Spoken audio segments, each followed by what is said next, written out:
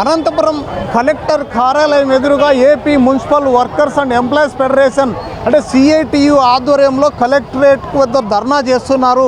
వీళ్ళ డిమాండ్స్ ఏంటి అనేది కూడా ఇక్కడ రాశారు. వీరిని అడిగి వీరి మాటల్లోనే తెలుసుకునే ప్రయత్నం చేద్దాం. సార్, మీ డిమాండ్స్ ఏంటి?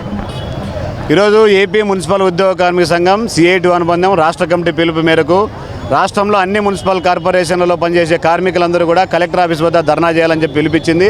అందులో భాగంగానే అనంతపురం కలెక్టర్ ఆఫీస్ వద్ద ఈ ధర్నా కార్యక్రమం చేస్తున్నాం. ప్రధానంగా మున్సిపాలిటీలో పనిచేస్తున్నటువంటి పారిశుద్ధ్య కార్మికులు కానీ ఇంజనీరింగ్ కార్మికులకు కానీ ఈరోజు వాళ్ళకు వస్తున్న వేతనం అరగోర వేతనం.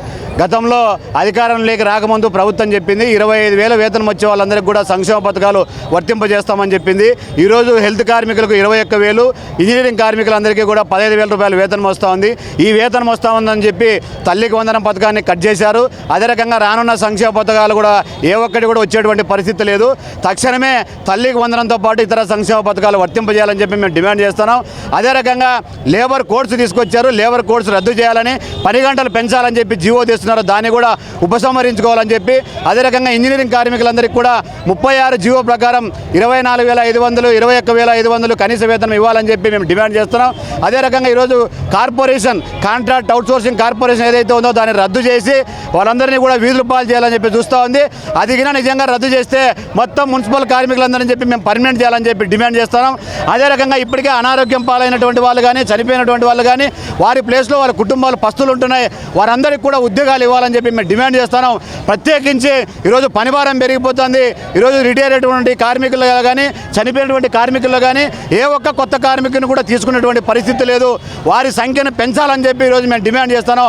మా సమస్యలకి పరిష్కారం కాకపోతే రానున్న రోజుల్లో పెద్ద ఎత్తున నిరసన కార్యక్రమాలు చేయవలసి వస్తుంది. దీనికి పూర్తి బాధ్యత ఈరోజు ప్రభుత్వం వహించాల్సి ఉంటుందని చెప్పి మేము సిఐటిగా హెచ్చరిక చేస్తున్నాం. రాష్ట్ర వ్యాప్తంగా ఈరోజు సిఐటి రాష్ట్ర కమిటీ పిలుపు మేరకు అన్ని కలెక్టర్ కార్యాలయాల దగ్గర మున్సిపల్ కార్మిక సమస్యల మీద నిరసన కార్యక్రమం చేపడుతున్నాం.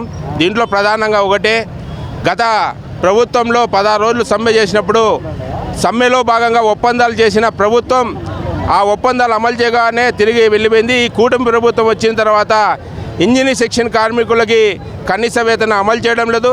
అదేవిధంగా మున్సిపల్ కార్మికులకు కూడా వెట్టి చాకిరీ చేపిస్తూ నగరానికి అనుగుణంగా మున్సిపల్ కార్మికుల సంఖ్య పెంచడం లేదు. అదేవిధంగా చిన్న చిన్న తప్పులతో ఈరోజు చనిపోయిన కుటుంబాల్లో ప్రత్యామ్నాయంగా వాళ్ళ కుటుంబాల్లో ఉద్యోగాలు కల్పించడం లేదు. అదేవిధంగా వాళ్ళు చేసిన తప్పుకి 28 మంది వేతనాలు కూడా ఈరోజు రావడం లేదు. ఇవన్నీ పరిష్కారం కోసం ఈరోజు కలెక్టర్ ఆఫీస్ కాడ మనం ధర్నా కార్యక్రమం చేపడుతున్నాం. రాబోయే రోజుల్లో రాష్ట్ర ప్రభుత్వం కానీ, ఇక్కడ ఉన్న కార్పొరేషన్ కానీ వీళ్ళ సమస్యలు పరిష్కరించకపోతే భవిష్యత్తులో కార్యాచరణ రూపొందించుకొని అవసరమైతే సమ్మె బాట పెట్టడానికి కూడా మున్సిపల్ కార్మికులు వెనకాడరని ఈ సందర్భంగా హెచ్చరిస్తున్నాం ప్రభుత్వానికి.